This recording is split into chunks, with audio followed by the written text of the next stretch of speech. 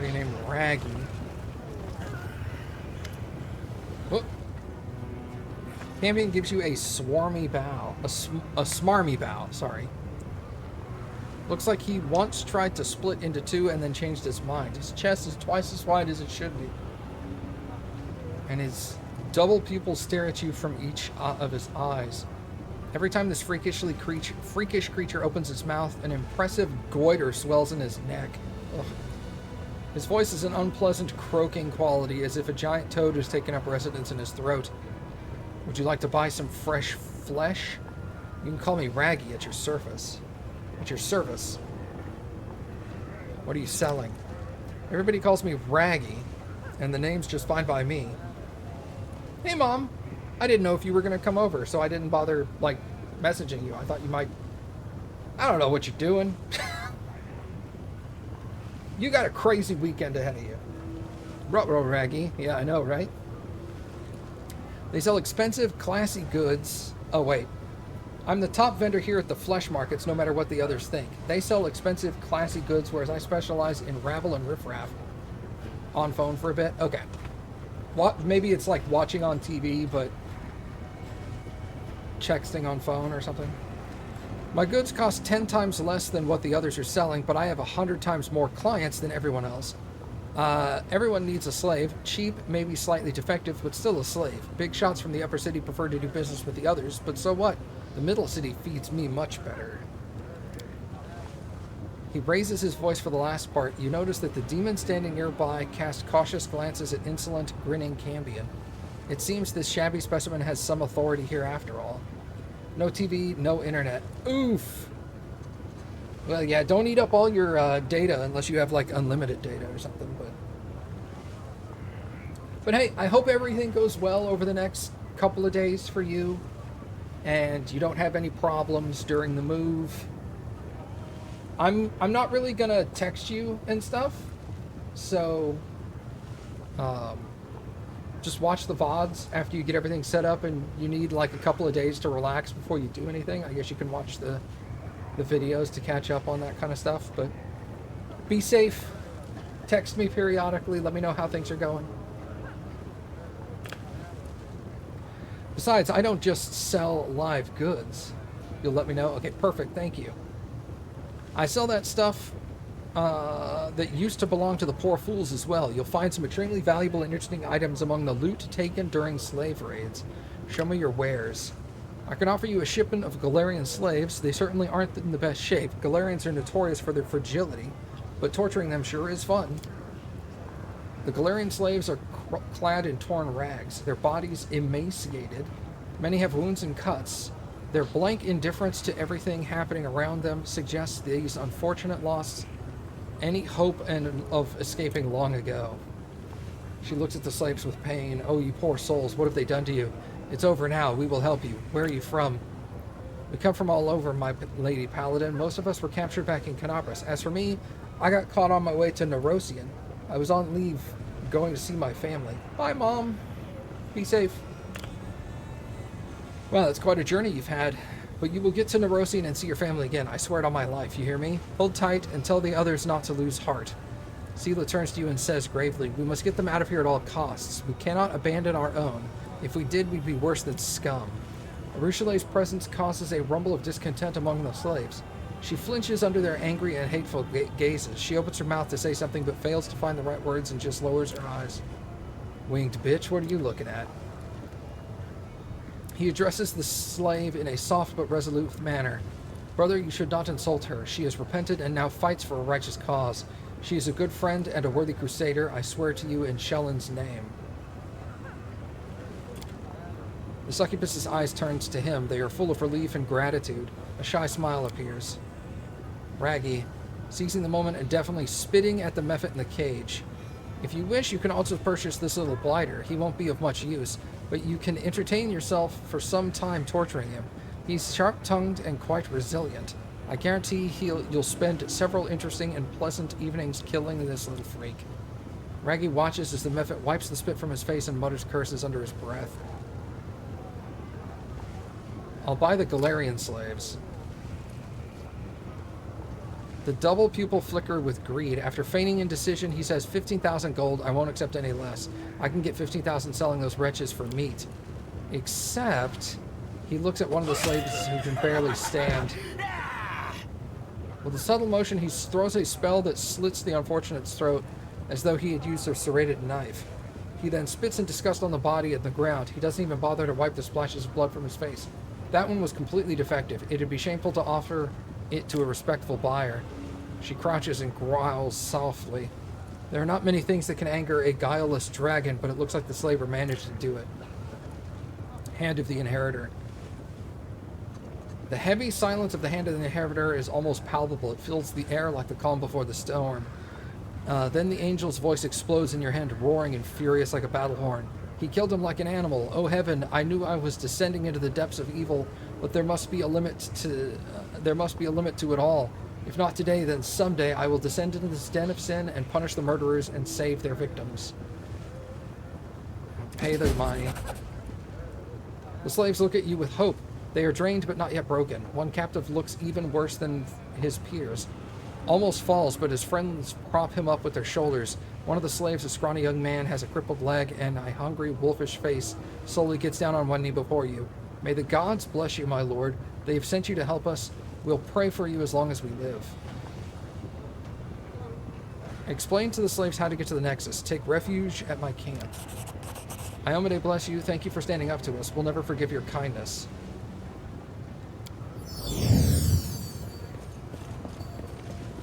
Alright, cool.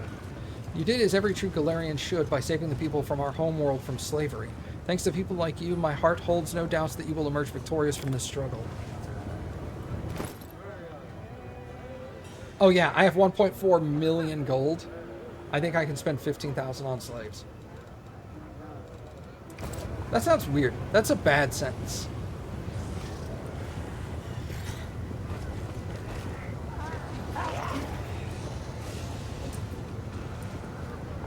Move out.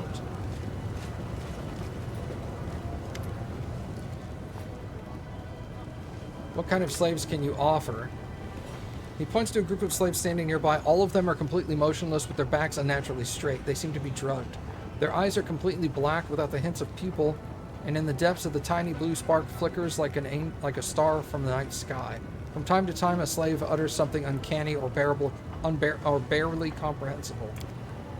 Tiny ink glyphs begin to appear rapidly on the slaver's palm as if drawn by a skilled scribe. My lunatics, magical ingredients for ritual sacrifices, dissolved in blood, fermentation finished, distillation finished, deposited into practical self-propelled storage units for inside the slave's bodies, highly magically potential. The goods were examined and certified by the esteemed Willitus, approved for trading. I can sense darkness inside them, not mundane darkness, which is merely the absence of light, but an embodied darkness that gets evil and possesses awareness instead of being emptiness and nothing. What cursed substances did he pour into these unfortunates? Keep an eye on them, for the darkness inside them waits for the right moment to be born into this world. What have you done to them? Snakes made of letters crawl over his hands. They are no longer slaves, they are vessels of magic. Their bodily fluids were drained and replaced by potions and decoctions imbued with energies. Their dried mummies were filled with the dampness of magic, and their dehydrated brains were filled with the measures of the universe. The top quality Nahadran, as they say. I have to go. Not buying them.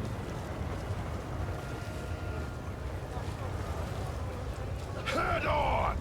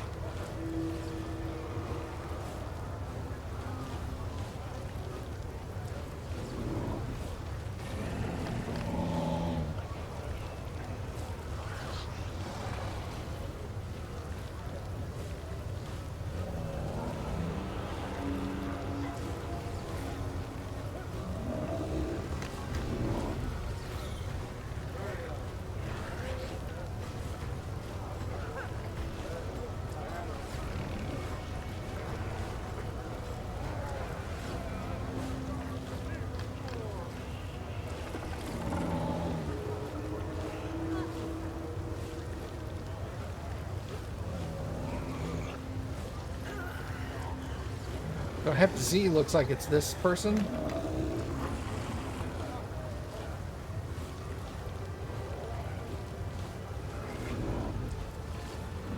The Harem of Ardent Dreams.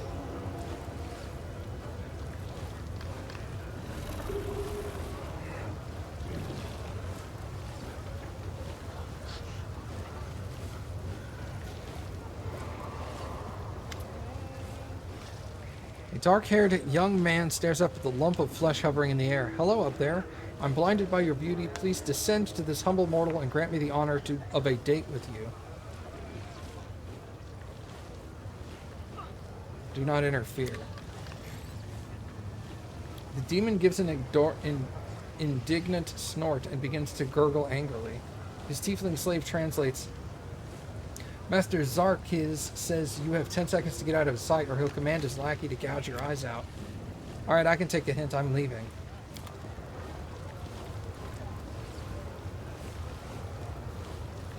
This guy is getting into strange situations in front of me and then marking how I respond.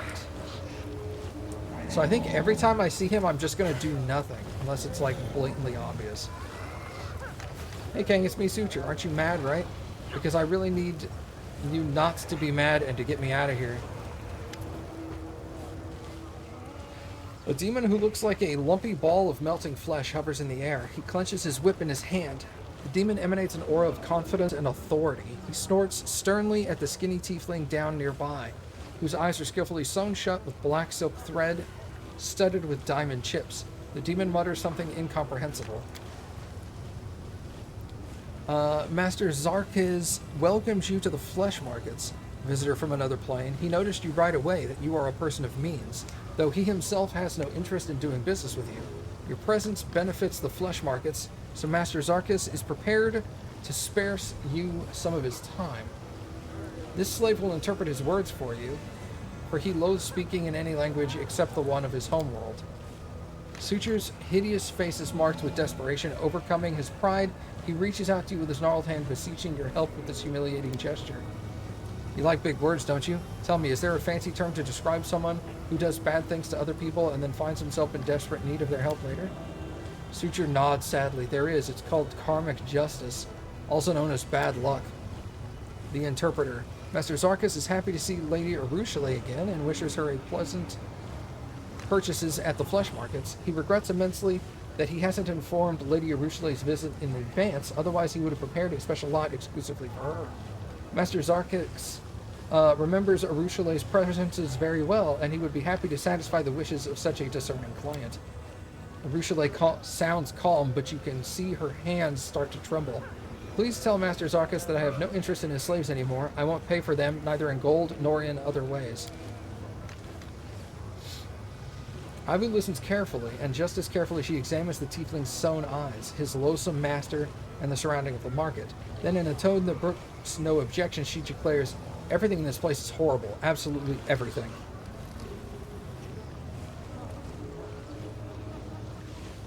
Address the tiefling. Are you Zarkiz's slave? The demon bursts into indignant gurgling, even without understanding a single word. You quickly conclude that he is displeased. Master Zarkiz wishes you cease your attempts to bypass him and communicate directly with his property. The provenance of his property is a matter of concern to Master Zarkiz alone and no one else. Why did Hep Z and Shamira buy your slaves? Lady Hep Z is extremely secretive. No one knows what she's up to, and no one wants to ask unnecessary questions because Lady Hep Z has already proven she is quite powerful. Snooping around her business could be dangerous. When Lady Shamira brings Hep Z with her and she says she needs stupid but strong slaves, Master Zarkiz never asks questions and does not hold a grudge for a meatball nickname. Master Zarkiz is very wise and knows restraint. One of the demon guards clearly grows interested in the conversation and unconsciously leans forward. Zarkiz whips him across the muzzle in a lightning fast blow. The demon heads explode like a watermelon dropped from a great height. The interpreter, Master Zarkis would like to remind everyone that unnecessary curiosity can be very harmful for servants, especially if it's curiosity regarding the Master's business. Who are you, demon? The demon answers with a lengthy barking tirade as the interpreter carefully listens to every grunt. He comes from a remote corner of the abyss, extremely far from these parts. Practically no one in the capital has heard of the magnificent place that Master Zarkis' homeland. He would happily return there, because that place is superior to all other realms in the abyss. However, Master Zarkis found himself fascinated with the concept of slavery. In his homeland, the idea of owning other sentient beings does not exist. The common practice here is to kill everyone who is not like you. Master Zarkis has spent a lot of time studying the sophisticated art of slaveholding and has become the most respected slave trader in all of the capital. He's equally disgusting inside and out. Horrible, horrible demon. That most repulsive of all I've seen. Slavery is disgusting. Listening intently to displeased hoots, the tiefling adds a light touch of condemnation to his monotonous speech. Master Zarkis is deeply indifferent to your opinion regarding the slave trade and the order he has established here in the flesh markets. Master Zarkis does not find it necessary to listen to the advice of strangers who have come from a primitive plane and who will soon be conquered. I'd like to see your slaves. The tiefling's voice is emotionless and falls to convey the arrogance notes you hear in the demon snorting. I'm afraid Master Zarkis must reject your offer. All his slaves were caught to satisfy personal requests by the most esteemed upper citizen residents. Master Zarkis is the most influential of slavers, and he cannot afford to waste time on something as pointless as negotiating with a stranger. Point at suture. Sell me the dretch. Zarkis begins to snort, spraying saliva. He babbles quickly, which causes short, uncertain pauses in the slaver's speech. This dretch is, like the other demons in the shipment, is set aside for Lady Hevzi. Without a doubt, this lazy waste of flesh caught today in the lower city will never prove to be a useful worker, but he still belongs to the new mistress. She is very influential, therefore trying to deceive her would be disrespectful and dangerous. Master Zarkis would never commit such a foolish act. He resents your suggestion that he is capable of doing anything of the kind. Master Zarkis is insulted and outraged. There are not many vices that can surpass the greed of demons, but pride is one of them. Imagine what tremendous power it has when the two of them are combined. As disgusting as it is for me to give this advice, listen to me. If the scoundrel feels offended, offer him gold, not as part of the deal, but rather as compensation for the insult and recognition of his high status.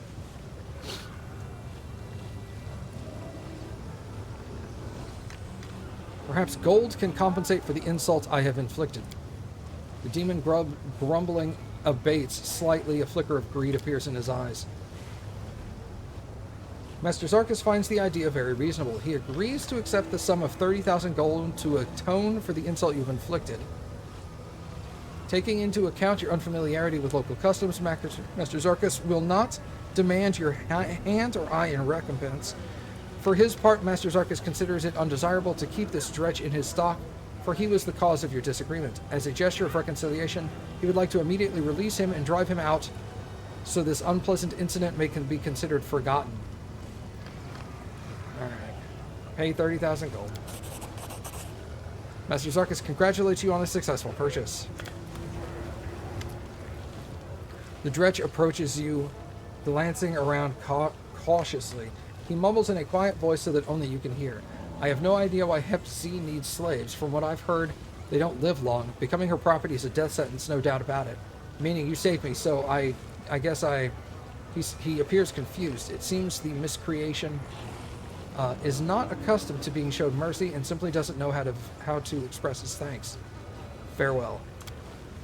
Suture hesitates, nervously scratching the back of his neck. He repeatedly opens his mouth to say something, but nothing comes out. Finally, he starts to mumble incoherently. I mean, just be careful, that's what I'm saying. With a martyr sigh, the Suture turns around, relieved to lose himself once again in the warrens of the alleyways. That was a pricey fix there, dude.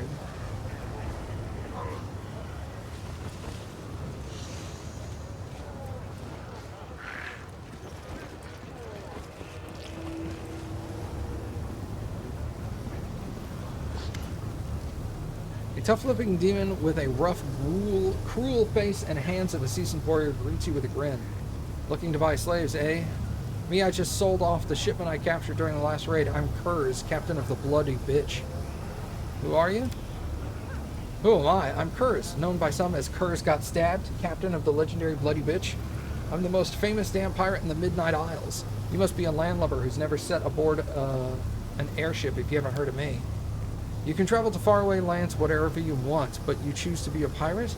Only a real scumbag would waste that kind of freedom on robbery and murder. Aye, lad, the scummiest. Tell me more about being a pirate. What exactly do you want to know? The life of a pirate ship captain consists of 4 things: his vessel, his crew, his experience, and Pazuzu's patronage. Tell me about your vessel. You'll recognize my Bloody Bitch right from the huge skull decorating her prow. We secured that trophy near Vazgalar, and there was a great fight for it. A few other captains wanted to lay their hands on it as well. Aside from the skull, I've done good work on the Bloody Bitch. You can't find a better attack vessel. Her broadside can take a dragon strike, and her 3/4 sails can catch any wind. Her ballista don't rely on lousy spears, only alchemical fire. You already have rings of your own. Why do you need a flying ship? He eyes you with suspicion as if searching for signs of mockery. Sure, and what do you propose I do with all the loot? Carry it on my back? What about all the slaves we tuck into the cargo hold? The ship is a big flying treasure chest that also provides a fair amount of cover from arrows and spells that rain down from boardings. How many ships have you plundered? Puffing out his chest a little, he offers a leering grin and then answers with a cutthroat swagger he can muster. The Bloody Bitch is well known in the Midnight Isles, and her black sails sow terror whenever she goes. I can't count how many poor sods I've sent to Dagon.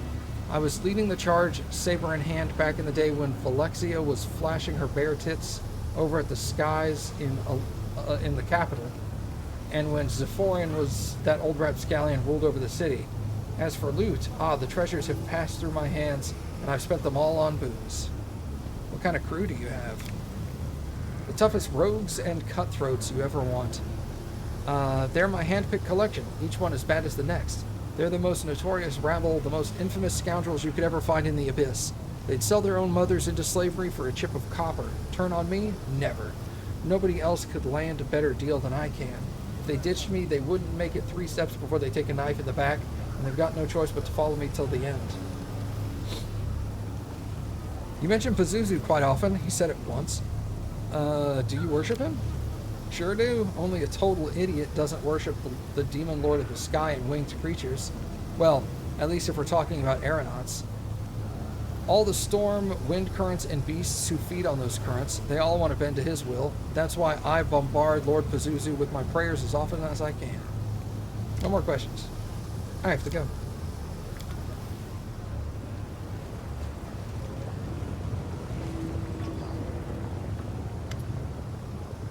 Dyunk the Slave Trader. A grotesquely fat demon speaks to the demoness standing in front of him.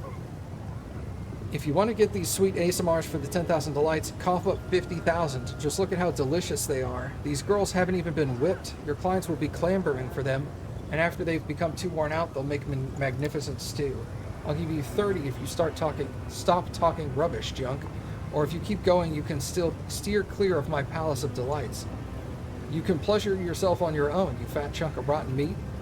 Do you want to get on Shavaro's bad side? Do you really want that? The ASMR slaves standing nearby try to avoid looking at the angry demoness. Even their miserable position, they retain the mark of inner purity and nobility inherent to their kind.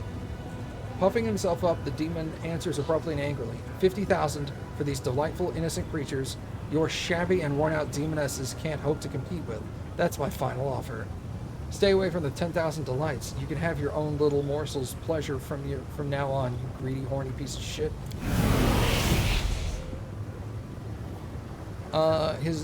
The disgustingly fleshy demon greets you with a wave, his arms encased in rolls of fat.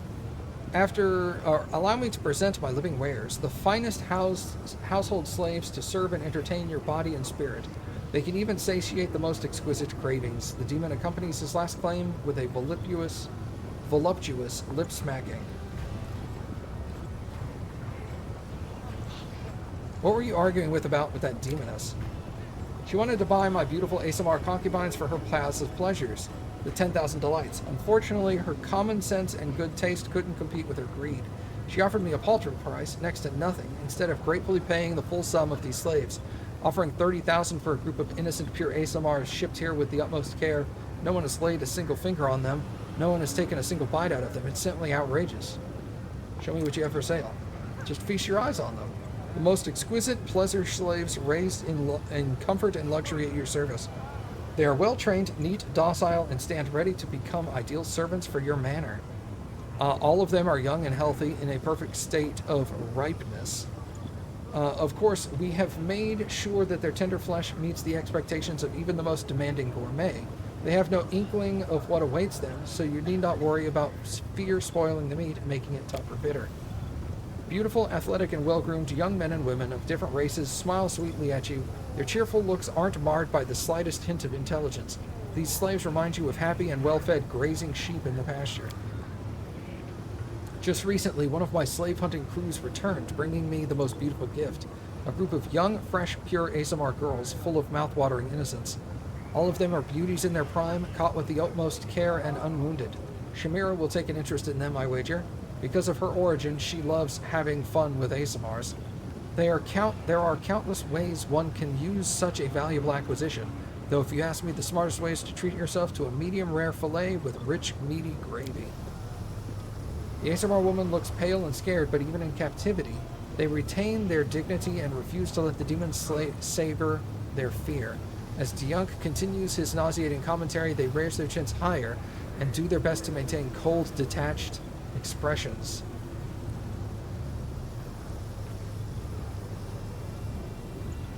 Who are you?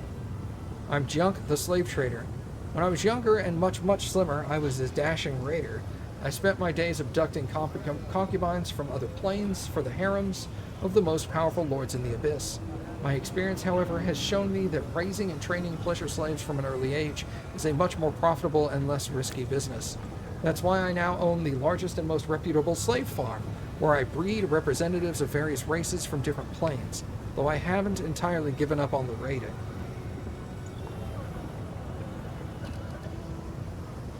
I'll buy the ASMR slaves. Oh, I see you are a connoisseur. I'd like to warn you that these little birds will cost you a pretty penny. Their price scared off the madam of the 10,000 delights, but Shamira, to whom I intend to sell the fresh ASMR's beauty, 50,000 is spare change. I'm willing to sell them to you for the same price. If we do not intervene, these women will be doomed by the celestial blood that flows in their veins. There is nothing more tantalizing for a demon than befouling, abusing, and destroying any being with ties to the upper planes. We have no right to stand by and leave these unfortunates to the terrible fate. Pay 50,000. You won't regret it. In the abyss, goods like these are a rarity. I wish you the most exquisite enjoyment of your purchase. If you wish, I can give you an excellent recipe for braised shanks. Just send one of your household slaves to pick it up.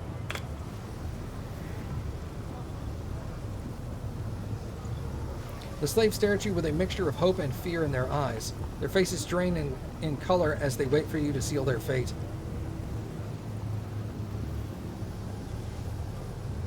Whisper the directions to the Nexus. Find the way to my camp.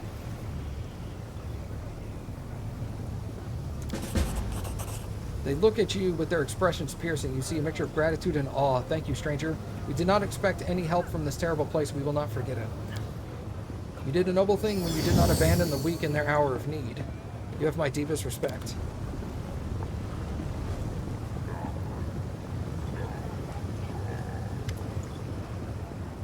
How much for the pleasure slaves? Been a long time since I've had Nahadran goods such as these. You know what I mean? They'll cost you 25,000.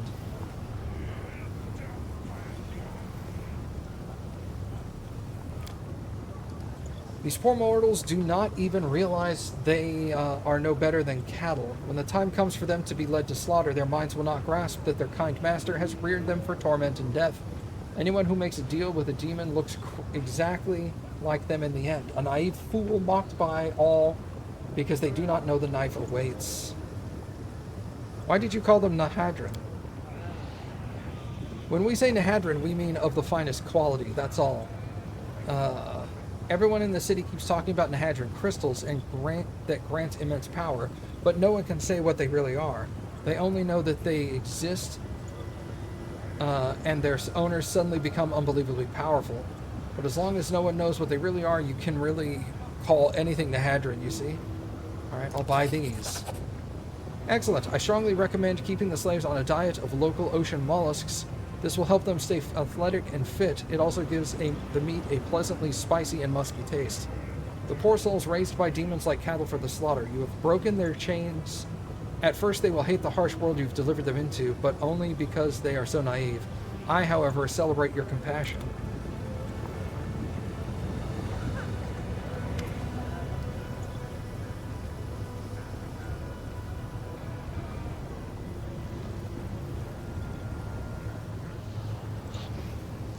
The slaves smile happily at you.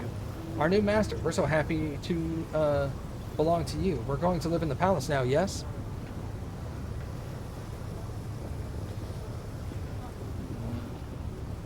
Explain how to get to the Nexus. You are free. I'm going to get you out of the abyss and take you somewhere normal.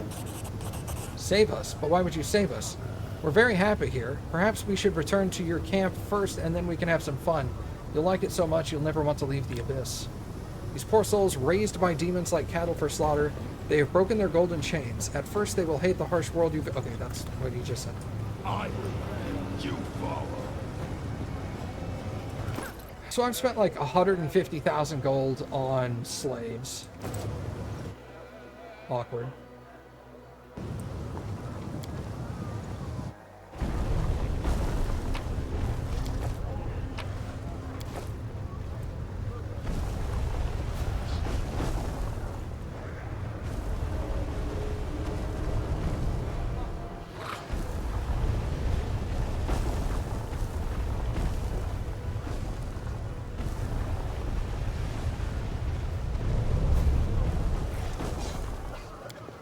Thanks, Lan. You're so awesome, Lan.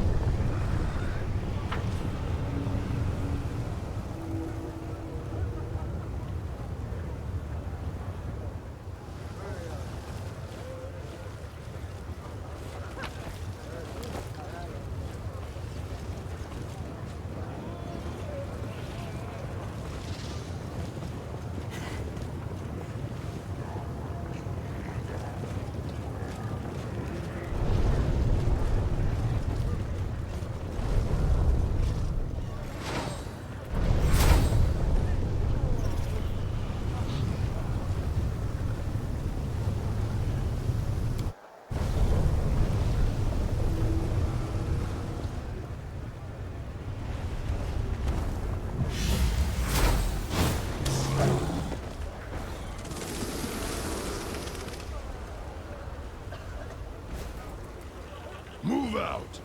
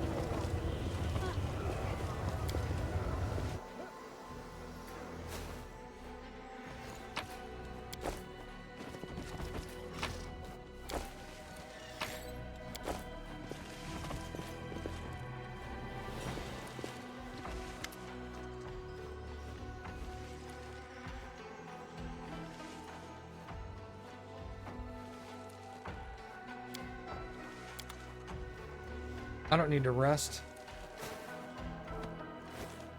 Together we stand. I will lend you my aid.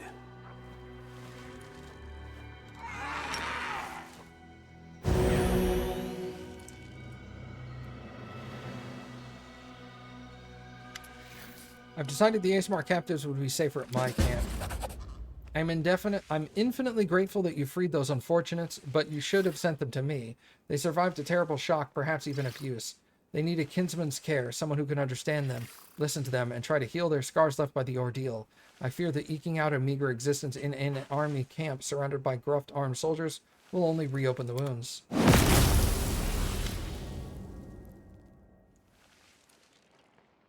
Sorry, what's this?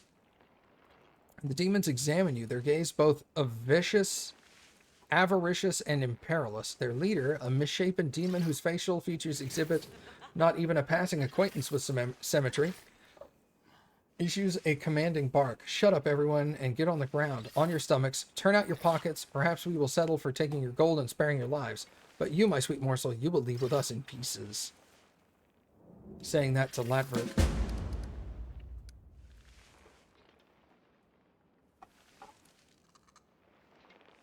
Behind the chatty demon, a huge Vivacia stares sleepily at his feet. A large cloud of crystals sticks out of his chest. Several smaller crystals have broken through the skin in several places like young saplings bursting from the earth's embrace. A slimy fringe of thick red saliva hangs from the monster's slack jaw. He gives you a surprised snort and grunts shyly at you. Point at the creature behind the demons. Who's that brute tagging along? This? Oh, this is our gouger. We found him in the sewers below the capital, barely breathing. We were going to cut his throat, but he's so addled, he's tame enough, and mighty strong. Someone must have scrambled his brains real hard. Now everybody knows not to screw with us, or we wake Gorger up, and they're done for. Why did you come here? The ASMR misfit has made a certain someone very angry. So angry they put a large bounty on his head, which is why we're going to gut him, festoon this dismal hovel with garlands made of his entrails, and then play ball with his stupid little noggin. And who are you? The demon with the lopsided face spits on the floor and replies, "We're the best in the Assassin's Guild. Mess with us and we'll mess you up." You're not assassins, you're just common rabble. The demon lose their bravado in exchange nervous glances, taken aback by the steel in your voice. The leader of the band of misfits finally mutters in a shaky voice, "Well, maybe not assassins per se, but it sounds more intimidating. Fools shit their pants when they hear it, so we don't even have to shank them, but you, sir, are no fool, that much I can see. Folks, let's not bother this nice gentleman. We'll just turn around and be on our way then, shall we?" The demon's tone takes on an air of groveling. By the time he's done speaking, he's practically pleading with you. Who sent you? We don't know her name. Everyone calls her the Red Mask because that's what she wears. We have no idea who she is or beneath the mask. She sits in the bad luck all day, guzzling booze like there's no tomorrow. Who is this Red Mask? Damned if we know. Some kind of woman. Definitely not a demon. She's one of yours, an outsider, but she's got an edge to her, and her mask is scary as anything. You know, I think I'm going to kill you after all. No, don't hurt us. We got the hint. Let's get out of here. Avert hands his gesture of praying. Folds his hands in a gesture of praying, wailing in utter despair. I beg you, please protect me. Unless she is stopped, Red Mask will get to me. And even worse, to my wards. I do not fear death, but these girls must not be hurt again. I cannot put an end to Red Mask's depravity, but you can. I appeal to your mercy. Find her and stop her once and for all. Who is she? I haven't the slightest idea. No doubt some villain displeased with my attempts to save my kin from slavery. Perhaps a dark soul that revels in the crime and suffering it brings. I've never met the creature before. I'll deal with her. You have a generous and courageous heart. I will be praying for your success.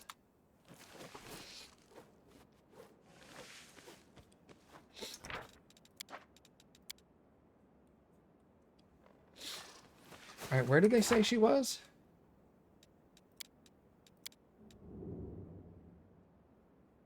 However, someone relies on the rabble trees. Okay.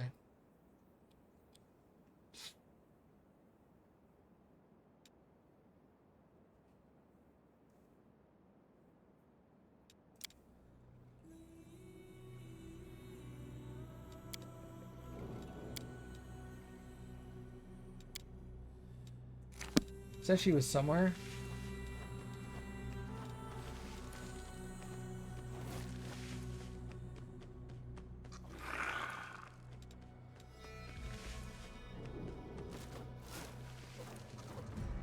She sits in the bad luck all day, guzzling booze like there's no tomorrow. The bad luck.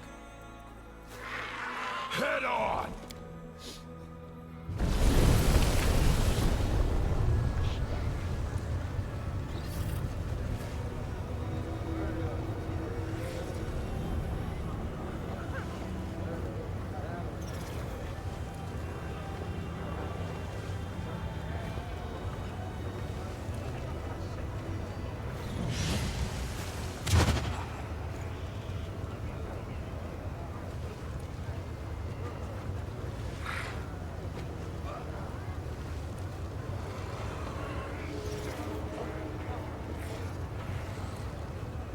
The Grim Mansion. What is that?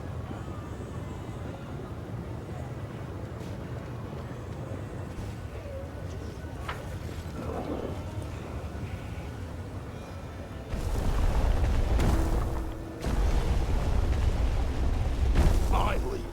You follow.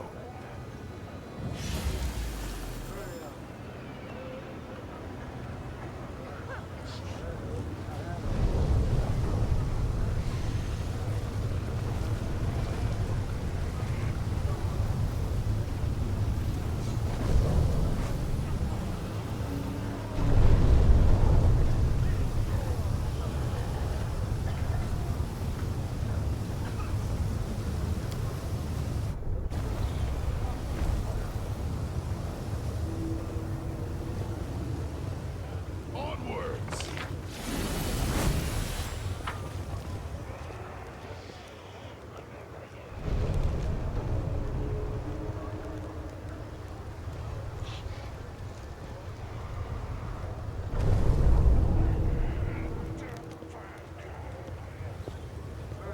Meditate on your mistakes.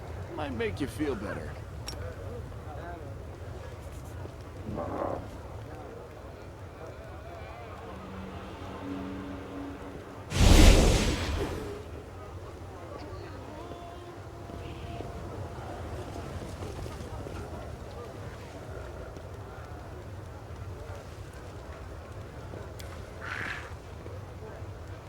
I'm all ears.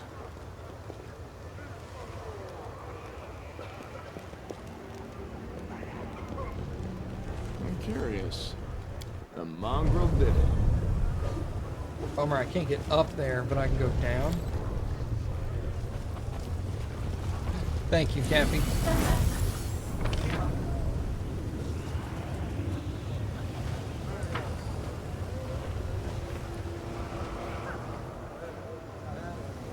How'd I get over there?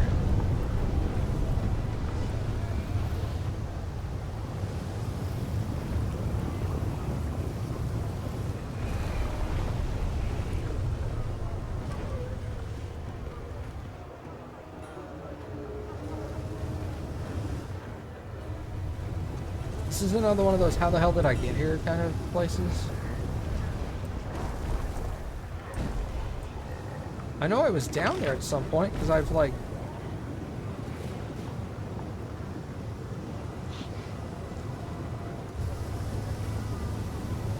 Maybe I'll go this way to get over here. A leap of faith? Nope.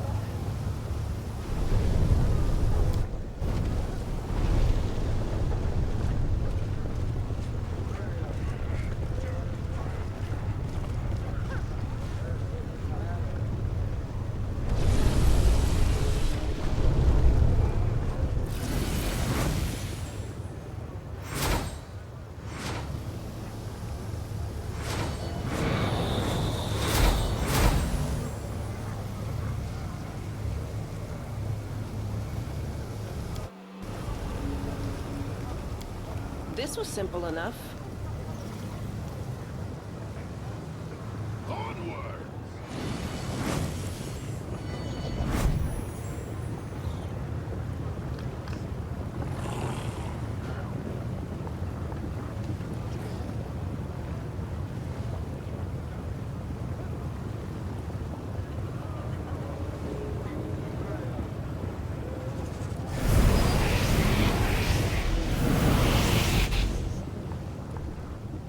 Sweet Ivu shouldn't be left on our own, especially not here in the Abyss. Uh-oh.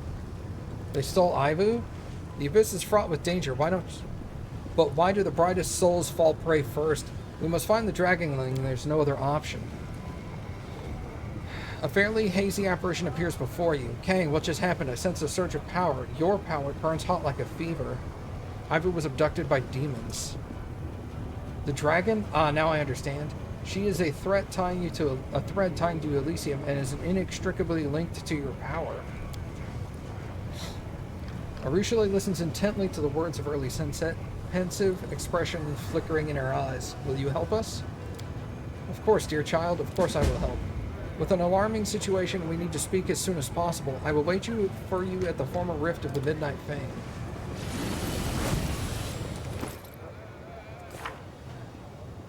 There's my dragon.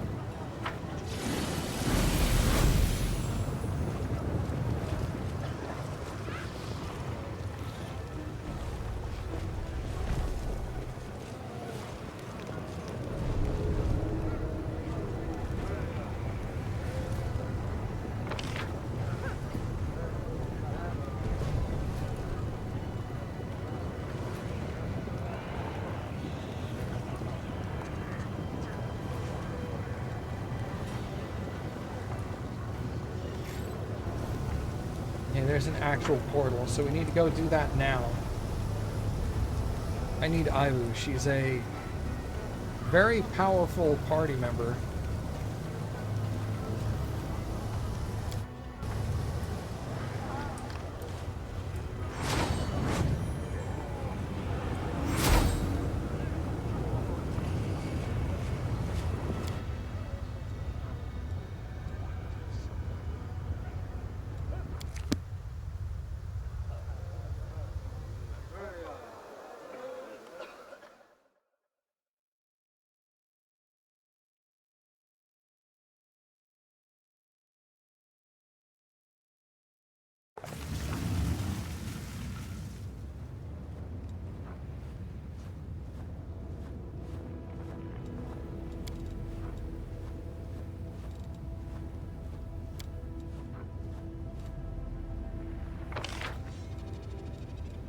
Head on!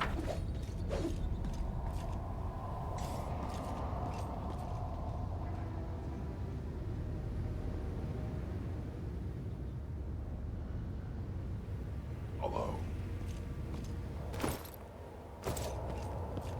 Oh, I need to level everyone up too.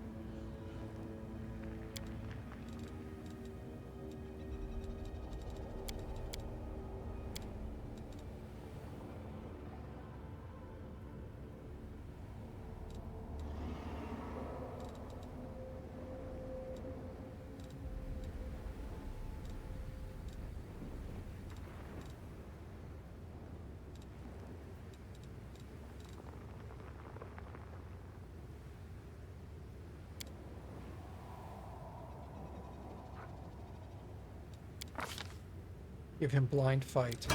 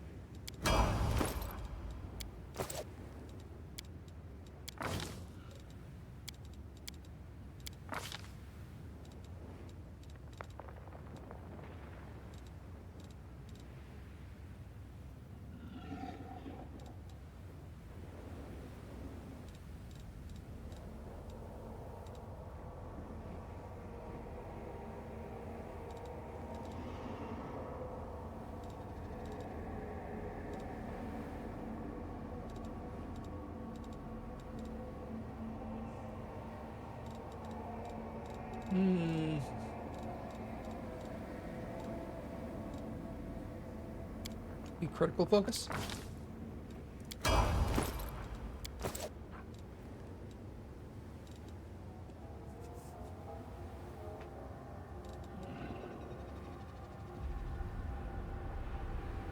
A Hell Knight's attacks are treated as good aligned for the purpose of overcoming damage reduction.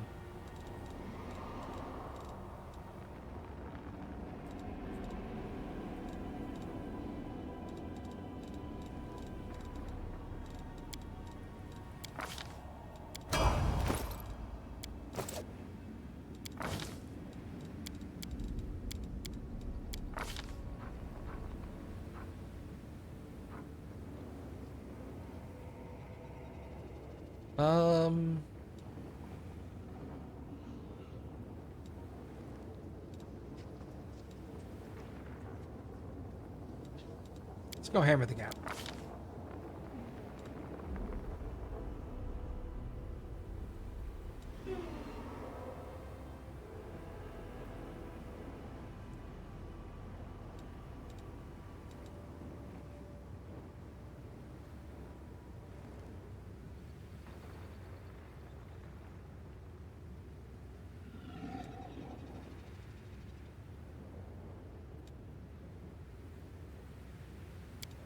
Combat healer.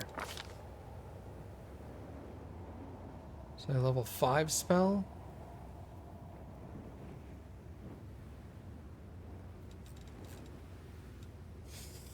Let's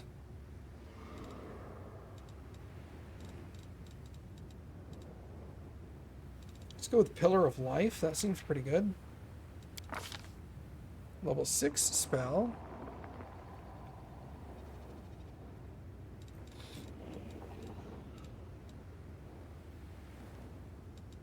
True Seeing Communal, and a level 7 spell.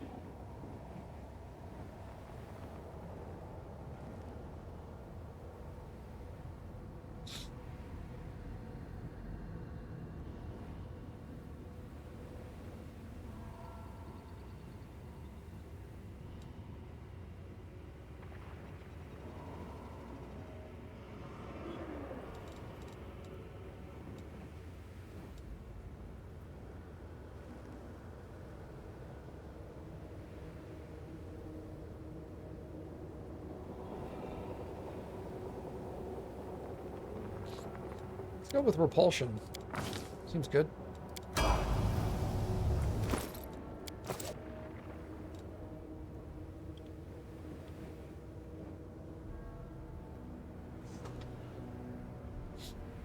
You can gain an additional Oracle Curse, but it gives no penalties.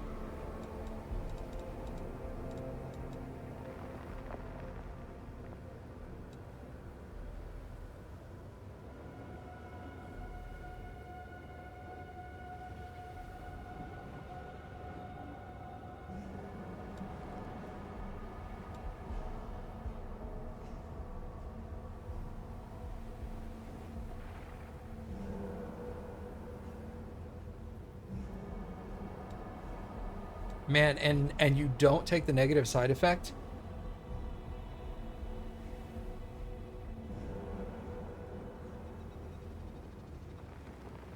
Wow.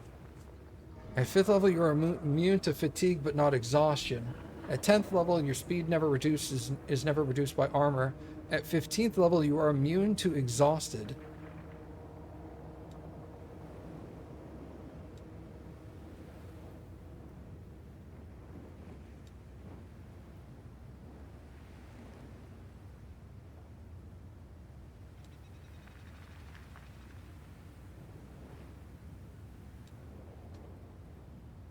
So I would not get the -4 penalty to charisma-based skill checks. I gain a +4 to bonus saves made against disease. I would be immune to sickened, disease, and nauseated. Whoa. Bro. These are sick. Let's take that one.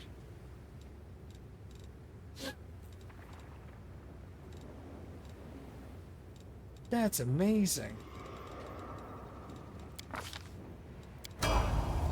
Okay.